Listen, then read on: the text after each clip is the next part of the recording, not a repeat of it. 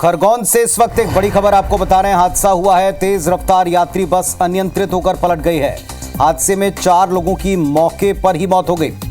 मृतकों में महिला और एक बच्चा शामिल है। हादसे में 24 से ज्यादा यात्री घायल हो गए। सभी घायलों को अस्पताल में भर्ती किया है। बस के नीचे दबे लोगों को रेस्क्यू किया जा रहा है। ये बस खरगोन से अलीराजपुर जा रही थी। एक निजी यात्री बस है। शेगांव पुलिस चौकी क्षेत्र के चिरातपुरा फाटे की घटना है। बड़ी खबर आपको बता रहे हैं, खरगोन में एक बड़ा हादसा हो गया। तेज रफ्तार यात्री बस पलट गई है। 4 लोगों की तत्काल मौत हो गई। महिला और एक बच्चा भी इसमें शामिल है। 24 से ज्यादा यात्री इसमें घायल हुए हैं। सभी को अस्पताल ले जाया गया। तेजी से रेस्क्यू करने का प्रयास है। बस के नीचे कुछ लोग दबे हैं जिनको रेस्क्यू किया जा रहा है। खरगोन से अलीराजपुर जाने वाली निजी बस यात्री बस ये है और हादसे का शिकार हुई है। शेगांव पुलिस चौकी क्षेत्र के चिरातपुरा फाटे की घटना है।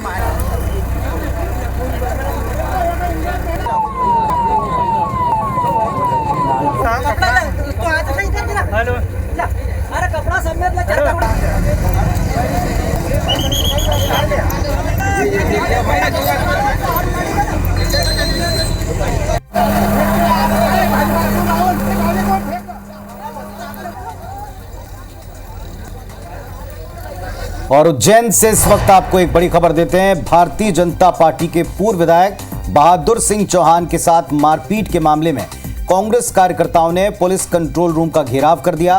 कांग्रेस कार्यकर्ताओं पर मामला दर्ज किया है, लेकिन दूसरे पक्ष पर नहीं। इसी बात का विरोध करने कार्यकर्ता पहुंच गए। कांग्रेस कार्यकर्ताओं पर झूठा प्रकरण दर्ज करने का आरोप है। 30 लोगों पर मामला दर्ज किया गया है। कांग्रेस के 10 से 12 कार्यकर्ताओं को आरोपी बनाया है। तराना विधायक, महेतपुर विधायक समेत पदाधिकारी मौजूद हैं और इस प्रदर्शन में पीसीसी अध्यक्ष जीतू पटवारी भी पहुंच गए। महेतपुर थाना क्षेत्र की यह घटना है। तो इस वक्त आपको खबर बता रहे हैं, जो मामला था इसमें अब कांग्रेस कार्यकर्ता कह रहे हैं भेदभावपूर्ण कार्रवाई हुई है। निर्दोषों पर कार्रवाई करने के लिए घेराव किया जा रहा है। कांग्रेस कार्यकर्ताओं ने पुलिस कंट्रोल रूम को घेरा है, मामला दर्ज किया, लेकिन केवल कांग्रेसी कार्यकर्ताओं पर बीजेपी कार्यकर्ताओं के द्वारा झूठा प्रकरण दर्ज कराने का आरोप है। 30 लोगों पर मामला दर्ज हो चुका है। कांग्रेस के 10 से 12 कार्यकर्ताओं को इसमें आरोपी बनाया है और इसी बात पर कांग्रेसी कार्यकर्ता और नेता भड़के हैं। जीतू पटवारी के साथ में सबने थाना घेराव का प्रयास किया है। पुलिस कंट्रोल रूम को घेरा, आरोप लगाया, नारे लगाए। तस्वीरों में आप देख पा रहे हैं पीसीसी चीफ भी हैं, बातचीत कर रहे हैं नेताओं से, पूछ रहे हैं कि क्या हुआ और इसके बाद फिर घेराव किया गया। कांग्रेसी कार्यकर्ताओं को फंसाने का आरोप है, झूठे आरोप लगाने का आरोप है।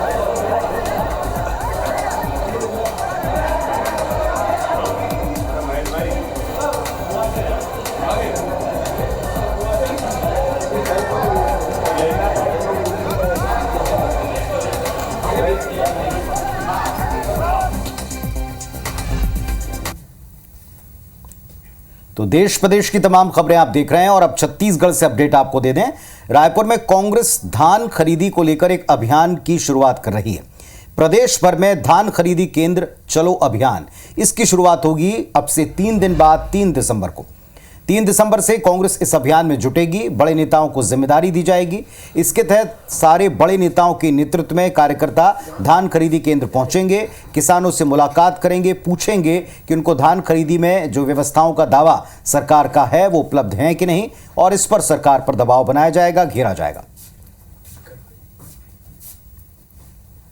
3 तारीख से कांग्रेस पार्टी ने निर्णय लिया है कि सोसाइटी ये धान खरीदी केंद्र चलो अभियान कांग्रेस शुरुआत करेगी और तमाम बड़े नेताओं से चर्चा कर उनको भी जवाबदारी दी जाएगी और हम धान खरीदी केंद्र जाएंगे और वहाँ की अवस्थाएं देखेंगे।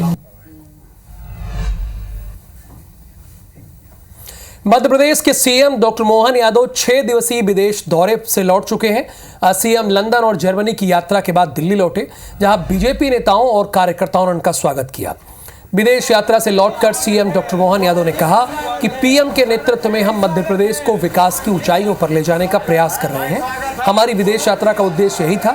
वहीं शाम 5 बजे सीएम हाउस में विदेश दौरे को लेकर एक बड़ी प्रेस कॉन्फ्रेंस करने वाले हैं। यहाँ दिल्ली में मित्रों ने, सभी कार्यकर्ताओं ने, अपने नेताओं ने सब जो अभिनंदन किया, मैं उसका आभार मानता हूँ। यशस्वी प्रधानमंत्री के नेतृत्व में हम उनके साथ कदम से कदम मिला के मध्य प्रदेश को भी विकास के नए आयाम तक पहुँचा, ये प्रयास है। खासकर युवाओं, बेरोजगारों, गरीब, महिला, जो चारों आयाम हैं, चारों सेक्टर में हमारी सरकार अच्छे से काम करे और सभी को साथ लेकर के आगे बढ़े, ये संकल्प के साथ हमारी विदेश यात्रा थी। और इधर महाराष्ट्र विधानसभा चुनाव का रिजल्ट आए 7 दिन बीत चुके हैं। भाजपा, शिवसेना, शिंदे और एनसीपी अजीत पवार गुट यानी कि महायुति ने 288 में से 230 सीटें जीती हैं, लेकिन अब तक शपथ पर सस्पेंस बना हुआ है। 1 दिसंबर को महायुति की बैठक होने के आसार हैं। इसके लिए भाजपा के 2 ऑब्जर्वर मुंबई आएंगे और इनकी मौजूदगी में भाजपा विधायक दल की मीटिंग होगी और मुख्यमंत्री के नाम का ऐलान किया जाएगा। तो महाराष्ट्र में सीएम कौन बनेगा, इस पर सस्पेंस बरकरार है। लेकिन इधर छत्तीसगढ़ में भाजपा संगठन चुनाव की तैयारी काफी तेज है। बीजेपी मंडल जिला अध्यक्षों के लिए उम्र सीमा तय हुई है। 45 वर्ष से ज्यादा उम्र वाले बीजेपी मंडल अध्यक्ष नहीं बनेंगे। 60 वर्ष से ज्यादा उम्र वाले भाजपा जिलाध्यक्ष नहीं बनेंगे। इसके अलावा भारतीय जनता युवा मोर्चा जिलाध्यक्ष के लिए उम्र की सीमा को फिलहाल हटा लिया गया। संगठन चुनाव को लेकर बीजेपी संगठन चुनाव अधिकारी खूबचंद पारक ने ये सारे डिटेल्स साझा किए हैं। तो भारतीय जनता पार्टी का संगठन चुनाव प्रक्रिया शुरू है। सबसे पहले ट्रेनिंग का दौर चला, पदाधिकारियों को ट्रेनिंग दी गई है। अलग अलग स्तर पर किस तारीख को चयन प्रक्रिया कहां तक पहुंचेगी, इस पर जिम्मेदारियां दे दी गई हैं और अब एज लिमिट तय कर ली गई है। जिलाध्यक्ष किस उम्र आयु वर्ग के होंगे या किस आयु उम्र वर्ग के लोग इसमें शामिल नहीं होंगे, ये तय कर लिया है।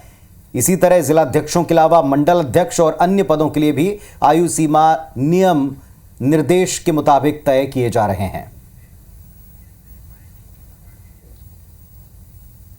बूथ के इलेक्शन के बाद दिसंबर में 15 दिसंबर तक मंडलों के इलेक्शन होंगे और उसके बाद 30 दिसंबर तक जिले का इलेक्शन होगा।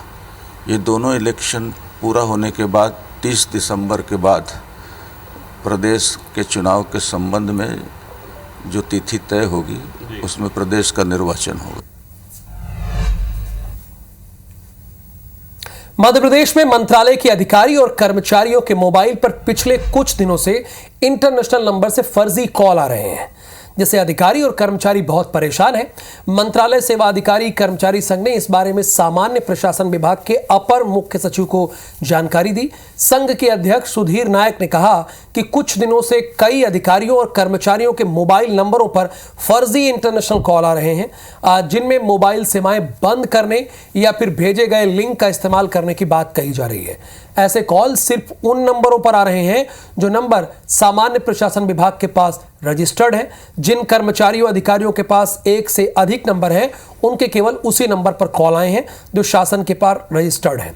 कांग्रेस ने इस मामले को गंभीर बताया है, तो वहीं मंत्री नरेंद्र शिवाजी पटेल ने कहा है कि कार्रवाई की जानी चाहिए।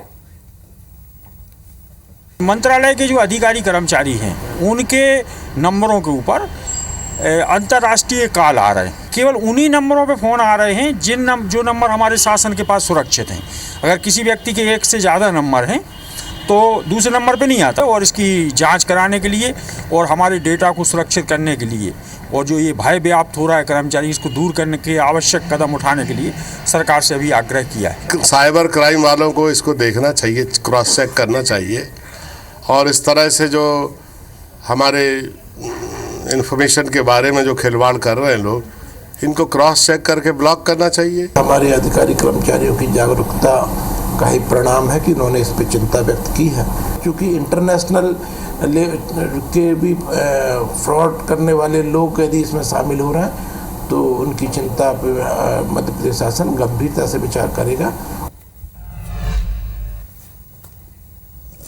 और इधर प्रियंका गांधी सांसद बनने के बाद आज पहली बार केरल के वायनाड पहुंची। उनके साथ भाई राहुल गांधी भी मौजूद थे। केरल के कालीकट इंटरनेशनल एयरपोर्ट पहुंचते ही प्रियंका ने मीडिया से बातचीत की। कहा कि यहां वापस आकर बेहद खुश हूं, यहां के लोगों के लिए जो बन पड़ेगा मैं करूंगी। केरल के वायनाड और लोकसभा उपचुनाव में प्रियंका गांधी को जीत मिली थी। राहुल गांधी के वायनाड सीट छोड़ने पर यहां पर उपचुनाव हुए थे। प्रियंका यहां धन्यवाद रैली को भी संबोधित करेंगी। इधर अंबिकापुर में पुलिस कर्मियों से विवाद पर बाद में पीड़ित समेत स्थानीय लोगों ने थाने को घेर दिया और पुलिस कर्मियों पर एफआईआर दर्ज करने की मांग की। स्थानीयों ने पेट्रोलिंग पर निकली पुलिस पर मारपीट के आरोप लगाए। पुलिस पर सरकारी शराब दुकान के कर्मचारियों को पीटने का आरोप है। बताया जा रहा है कि पुलिस ने 6 से ज्यादा लोगों को लाठी डंडों से पीटा है। इसके बाद स्थानीय लोग गुस्से में हैं, थाने का घेराव करने पहुंचे।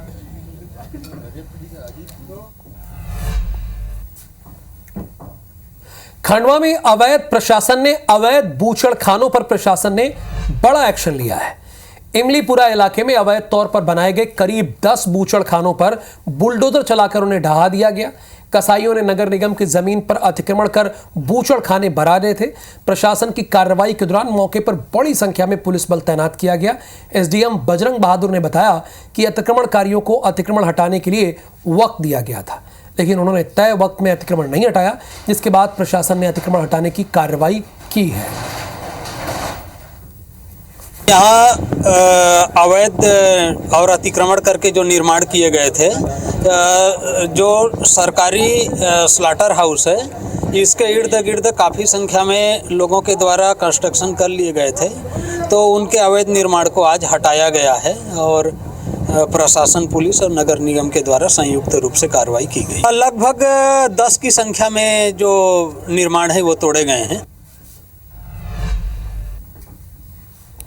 और अब संभल मामले पर बड़ा अपडेट। संभल हिंसा को लेकर सियासी घमासान जारी है। संभल हिंसा को लेकर सपा ने अपने नेता माता प्रसाद पांडे के नेतृत्व में 15 सदस्यीय प्रतिनिधि मंडल बनाया है, जो हिंसा प्रभावित क्षेत्र का आज दौरा करना चाहता है और पीड़ितों से मुलाकात करना चाहता है। लेकिन प्रशासन ने सपा प्रतिनिधि मंडल के दौरे पर संभल में ही रोक लगा दी। साथ ही संभल में धारा 163 लागू है। सपा प्रतिनिधि मंडल के दौरे से पहले लखनऊ में पुलिस प्रशासन ने माता प्रसाद पांडे को रोक दिया। प्रशासन की रोक को लेकर माता प्रसाद पांडे ने कहा कि दूसरे कई लोग जा रहे हैं, लेकिन सपा नेताओं के जाने से ही शांति व्यवस्था खराब हो रही है। सरकार अपने कार्यों पर पर्दा डालने के लिए सपा नेताओं को रोक रही है। वहीं सपा प्रतिनिधि मंडल को दौरे पर जाने से रोकने को सपा सांसद जिया उर रहमान ने गलत बताया और कहा कि हम पीड़ितों का दर्द बांटना चाहते हैं। उधर डिप्टी सीएम ब्रजेश पाठक ने सपा पर तीखा हमला बोला। कहा कि वास्तव में संभल के जो अपराधी हैं वही समाजवादी हैं। घटना को अंजाम देने वाले सभी सपा कार्यकर्ता हैं।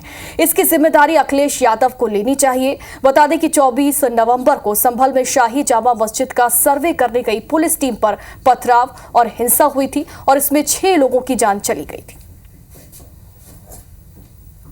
न्याय आयोग जा रहा है, अब ये प्रेस के लोग वहाँ जा रहे हैं, उनके जाने से नहीं कोई खतरा पैदा हो रहा है।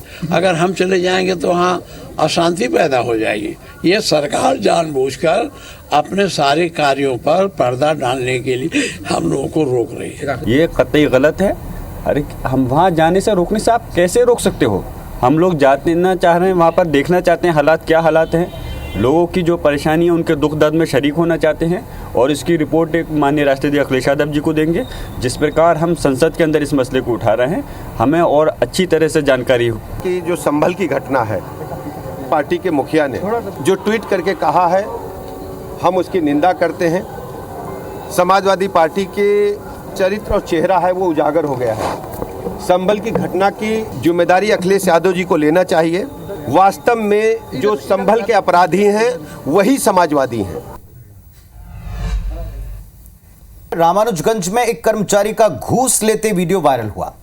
आरोप यह है कि तहसील दफ्तर में पदस्थ रीडर रामधनी यादव राम नामक के जो समल राम है, इन नाम के शख्स से पिता का मृत्यु प्रमाण पत्र बनवाने के लिए 2000 रुपए की घूस ले रहे थे और पैसे न देने पर फाइल गुम होने की बात कह दी।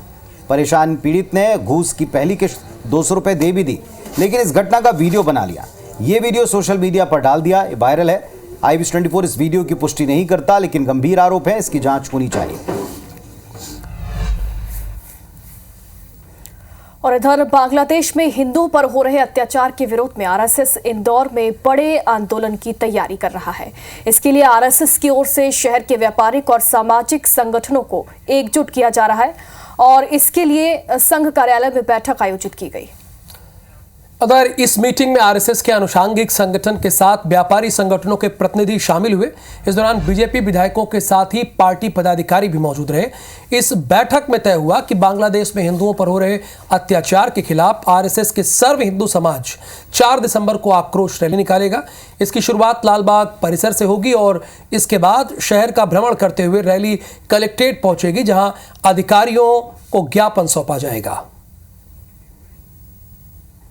लालबाग से लेकर फिर कलेक्टर कार्यालय तक हिंदू समाज जाने वाला है और इसको लेकर अपना ज्ञापन भी देने वाला है। जिस तरह की घटनाएं बांग्लादेश में हो रही हैं और हिंदू समाज के साथ जिस तरह का बर्बरतापूर्ण व्यवहार किया जा रहा है, उसको लेकर समग्र हिंदू समाज आक्रोशित है। उसी कड़ी में आज ये बैठक थी कि आगामी 4 दिसंबर को ये जो आक्रोश है, इसके साथ हम सब एकत्रित होंगे। जिस प्रकार की घटनाएं हो रही हैं, किस प्रकार से हिंदू जो हैं उनके साथ हम खड़े हैं, और दूसरा सरकार से हम सबका एक आग्रह है कि ऐसी घटनाएं जो हैं वो किस प्रकार से बंद हो सकती है। वहाँ की जो राजनीतिक क्षेत्र में काम करने वाले लोग हैं वो, इसके अलावा अंतर्राष्ट्रीय स्तर पर एक दबाव बनना चाहिए। आजमगढ़ में मंत्री ओम प्रकाश राजभर की सभा में शराब पार्टी हुई और जहां मंच पर मंत्री राजभर बड़े बड़े दावे कर रहे थे और मंच के नीचे कार्यकर्ता शराब पी रहे थे। अहिरौला में सभा को संबोधित कर रहे थे मंत्री ओम प्रकाश और इसी दौरान ये तस्वीरें सामने आई। सभा में शराब पार्टी का वीडियो अब काफी तेजी से वायरल हो रहा है। तो आजमगढ़ से खबर है, जहां पर मंत्री राजभर बड़े बड़े दावे कर रहे थे, स्टेज पर सभा को संबोधित कर रहे थे, तो वहीं उन्हें ये भनक नहीं थी कि स्टेज के ठीक नीचे यहाँ पर कुछ लोग शराब पी रहे हैं, शराब पार्टी कर रहे हैं। सभा में शराब पार्टी का वीडियो वायरल हुआ है।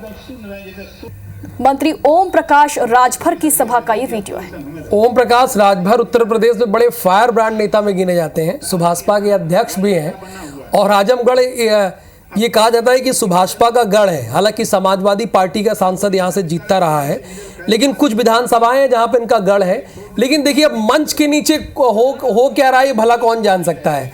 जहाँ पर वो ऊपर से भाषण दे रहे, नीचे चूंकि मंच बहुत बड़ा है तो उसके नीचे कुछ लोग, जो हो सकता है कि टेंट हाउस के लोग हों या कहीं के हों, और वो लोग शराब पार्टी कर रहे थे। किसी ने तस्वीर में कैमरे में कैद कर लिया और देखिए अब सबके सामने है, ये वही लोग हैं जो शराब पार्टी कर रहे हैं। यानी ऊपर नेताजी भाषण दे रहे हैं और नीचे दारू पार्टी हो रही है।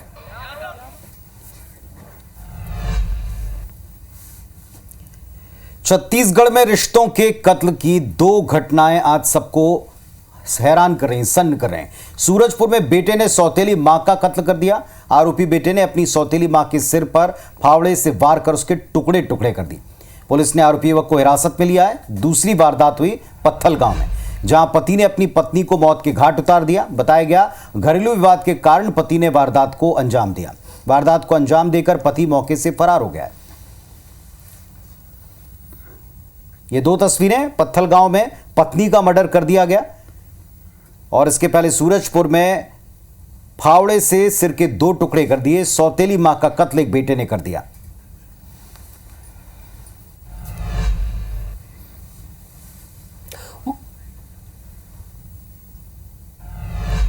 अब आपको मुरैना से खबर बताना चाहूंगा। मुरैना में जमीन विवाद में युवक की गोली मारकर हत्या कर दी गई।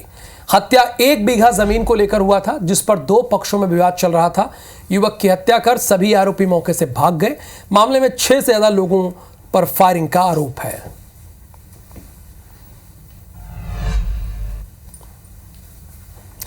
बंगाल की खाड़ी से उठा फेंगल तूफान शनिवार शाम तक पुडुचेरी के कराईकल और तमिलनाडु के महाबलीपुरम के बीच समुद्र तट से टकराएगा, ऐसी आशंका जताई जा रही है। इसका असर कर्नाटक और आंध्र प्रदेश में भी दिख रहा है। तमिलनाडु में लैंडफॉल के दौरान 90 किलोमीटर प्रति घंटे की रफ्तार से हवाएं चलेंगी।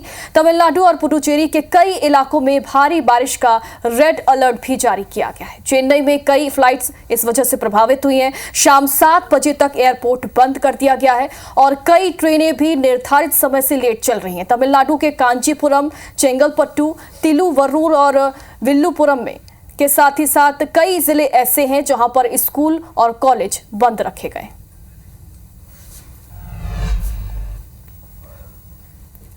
तो फिलहाल देश प्रदेश में इतना ही। तमाम बड़ी खबरों के अपडेट के लिए आप देखते रहें IBS 24। हम तीनों को इजाजत दें।